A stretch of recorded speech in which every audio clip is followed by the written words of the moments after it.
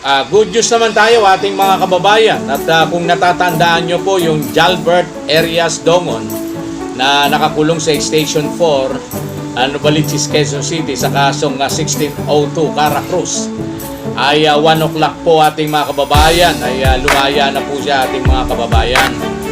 At nais ko magpasalamat kay Ma'am Persida Acosta. Maraming salamat po, Madam. Gayon din kay Atty. Clemente. Salamat po. Gayon din sa Station Commander si Police Colonel Jerry Castillo. Si Sir Jerry, ating mga kababayan, ay hindi mahirap lapitan.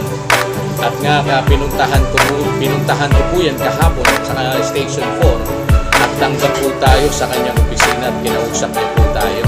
At yun nga, yung sinabi niya na hintay-hintay lang po yung release order at mga kalaya na po. At yun, tuwan-tuwa po ang lola ni Jalbert Arias Dongon at ang kanyang mga kapatid at kanyang mga kamag-anak. Kaya ikaw, Jalbert Arias Dongon, wag ka nang magsusugal at naranasan mo na ang makulong. Dapat iwasan ang pinagbabawal na sugal.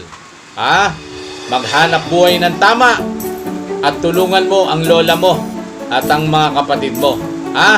Yan na lang po ating mga kababayan at tuwan-tuwa po yung pamilya niya. To God be all the glory.